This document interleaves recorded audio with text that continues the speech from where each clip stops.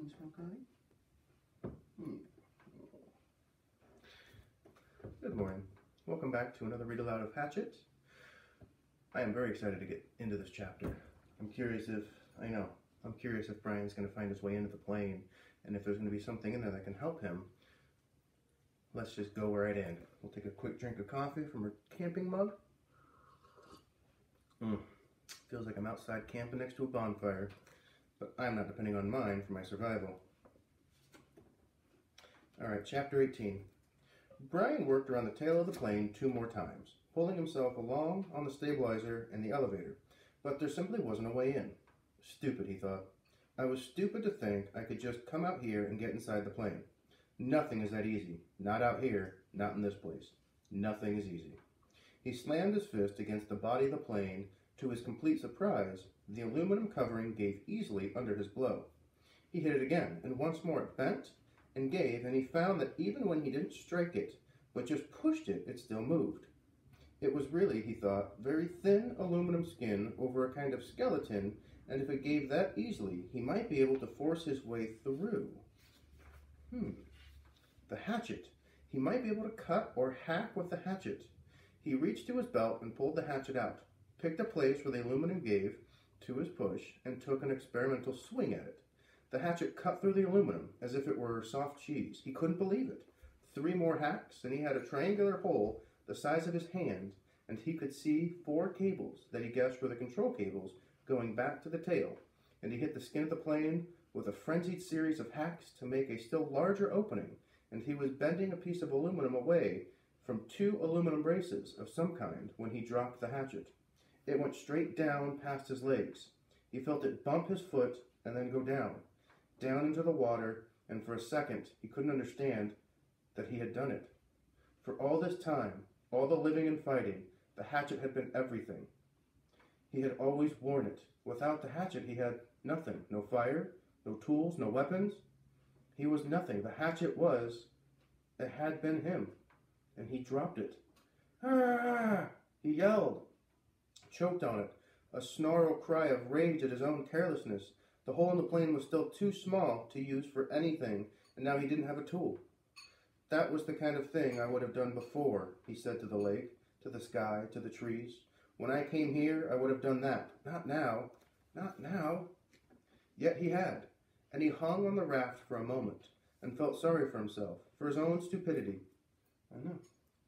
But as before, the self-pity didn't help, and he knew that he had only one course of action. He had to get the hatchet back.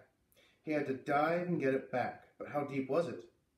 In the deep end of the gym pool at school, he had no trouble getting to the bottom. He was pretty sure that was about 11 feet. Here, it was impossible to know the exact depth.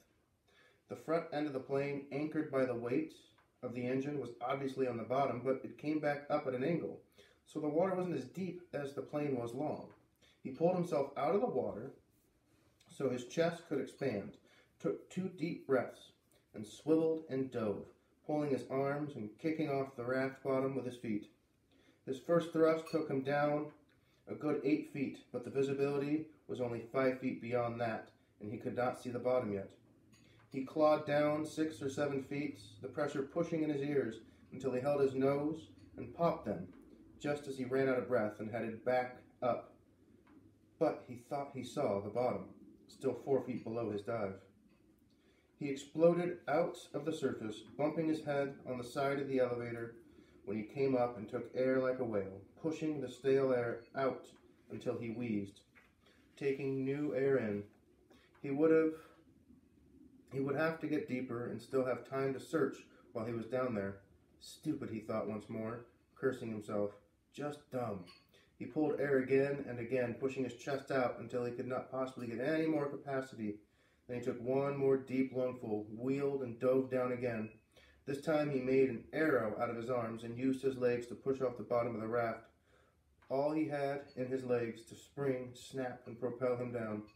As soon as he felt himself slowing a bit, he started racking back with his arms at his sides like paddles and thrusting with his legs like a frog, and this time he was so successful that he ran his face into the bottom mud. He shook his head to clear his eyes and looked around. The plane disappeared out and down in front of him. He thought he could see the windows and that made him think again of the pilot sitting inside, and he forced his thoughts from it. But he could see no hatchet. Bad air triggers were starting to go off in his brain, and he knew he was limited to seconds now, but he held for a moment and tried moving out a bit, and just as he ran out of air, he knew that he was going to have to blow soon. He saw the handle sticking out of the mud. He made one grab, missed, reached again, and felt his fingers close on the rubber. He clutched it, and in one motion slammed his feet down in the mud and powered himself up.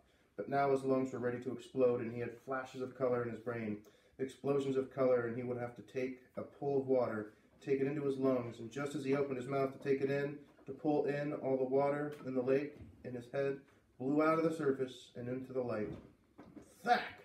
It was as if a balloon had exploded. Old air blew out of his nose and mouth, and he pulled new in again and again. He reached for the side of the raft, hung there, just breathing until he could think once more. The hatchet clutched and shining in his right hand. All right, the plane. Still the plane. He went back to the hole in the fuselage and began to chop and cut again, peeling the aluminum skin off in pieces. It was slow going, because he was careful, very careful with the hatchet. But he hacked and pulled until he had opened a hole large enough to pull his head and shoulders in and look down into the water. It was very dark inside the fuselage, and he could see nothing, certainly no sign of the survival pack. There were some small pieces and bits of paper floating on the surface inside the plane. Dirt from the floor of the plane had floated up, but nothing substantial. Well, he thought, did you expect it to be easy? So easy that way? Just open her up and get the pack? Right. He would have to open it more, much more, so he could poke down inside and see what he could find. The survival pack had been a zippered nylon bag, or perhaps canvas of some kind, and he thought it had been red, or was it gray? Well, that didn't matter. It must have been moved when the plane crashed, and it might be jammed down under something. He started chopping again, cutting the aluminum away in small triangles, putting each one on the raft as he chopped. He could never throw anything away again, he thought, because they might be useful later. Bits of metal, fish arrowheads, or lures maybe. And when he finally finished again, he had cleaned away the whole side and top of the fuselage that stuck out of the water, had cut down into the water as far as he could reach, and had a hole almost as big as he was, except that it was crossed and crisscrossed with aluminum, or it might be steel, he couldn't tell. Braces and forms and cables. It was an awful tangled mess, but after chopping some braces away, there was room for him to wiggle through and get inside. He held back for a moment, uncomfortable with the thought of getting inside the plane. What if the tail settled back to the bottom, and he got caught, and he couldn't get out? It was a horrible thought, but then he reconsidered. The thing had been up now for 2 days, plus a bit, and he had been hammering and climbing on it, and it hadn't gone back down. It seemed pretty solid. He eeled in through the cables and formers, wiggling and pulling until he was inside the tail, which had his head clear of the surface of the water and his legs down on the angled floor. When he was ready, he took a deep breath and pushed down along the floor with his legs, feeling for some kind of fabric or cloth, anything with his bare feet. He touched nothing but the floor plates. Up, a new breath. Then he reached down to forward underwater and pulled himself beneath the water, his legs pushing down and down almost to the backs of the front seats, and finally, on the left side of the plane, he thought he felt his foot hit cloth or canvas. Up for air, more air, deep breathing. Then one more grab at the formers and pushing as hard as he could. He jammed his feet down and he hit it again, definitely canvas or heavy nylon. And this time, when he pushed his foot, he thought he felt something inside it, something hard. It had to be the bag, driven forward by the crash. It was jammed in the backs of the seats and caught on something. He tried to reach for it and pull, but it didn't have the air left in his lungs, so he went up for more. Lungs filling great gulps, he shot down again, pulling on the formers until he was almost there. Then, wheeling down head first, he grabbed at the cloth. It was the survival bag. He pulled and tore at it to loosen it. Just as it broke free and his heart leapt to feel it rise, he looked up above the bag and the light coming through the side window. The pale green light from the water. He saw the pilot's head. Only it wasn't the pilot's head any longer. The fish. He'd never really thought about it. But the fish had been eating all this time. They had to eat too. They had been at the pilot. all this time, almost 2 months, nibbling and chewing, and all that remained was the not quite clean skull. And when he looked up, it wobbled loosely. Too much, too much. His mind screamed in horror, and he slammed back and was sick in the water. Sick so that he choked on it and tried to breathe water, but he couldn't. He couldn't have ended there, ended with the pilot, where it almost ended when they first arrived, except his legs jerked. It was instinctive, fear more than anything else. Fear of what he had seen. But they jerked and pushed, and he was headed up when they jerked, and he shot to the surface, still inside the birdcage of formers and cables. His head slammed into a bracket as he cleared, and he reached up to grab it, and was free in the air, hanging up in the tail. He hung that way for several minutes, choking and heaving and gasping for air, fighting to clear the picture of the pilot from his mind. It went slowly. He knew it would never completely leave. But he looked to the shore, and there were trees and birds. The sun was getting low and golden over the shelter, and when he stopped coughing, he could hear the gentle sounds of evening, the peace sounds, the bird sounds, and the breeze in the trees. The peace finally came to him, and he settled his breathing. He was still a long way from being finished. He had a lot of work to do. The bag was floating next to him. He had to get it out of the plane, onto the raft, and then back to shore. He wiggled out through the formers. It seemed harder than when he came in, and pulled the raft around. The bag fought him. It was almost as if it didn't want to leave the plane. He pulled and jerked, and still it wouldn't fit, and at last he had to change the shape of it, rearrange what was inside by pushing and pulling at the sides until he had narrowed it and made it longer. Even when it finally came, it was difficult, and he had to pull first at once on one side and then another, an inch at a time, squeezing it through. All of this took some time, and when he finally got the bag out and tied it on top of the raft, it was nearly dark. He was bone tired from working in the water all day, chilled deep, and he still had to push the raft to shore. Many times he thought he would not make it. With the added weight of the bag, which seemed to get heavier by the foot, coupled with the fact that he was getting weaker all the time, the raft seemed barely to move. He kicked and pulled and pushed, taking the shortest way straight back to shore, hanging to rest many times, then surging again and again.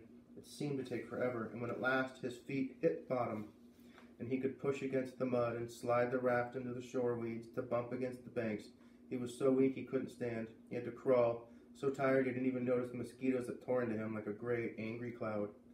He had done it. That's all he could think now. He had done it.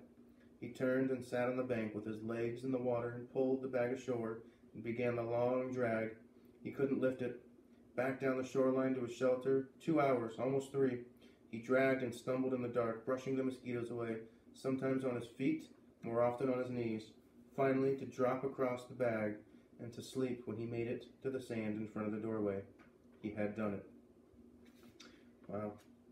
Looks like we've got one more chapter and an epilogue. Man, so we're almost done with the story. I can't wait till tomorrow to see what's inside the bag.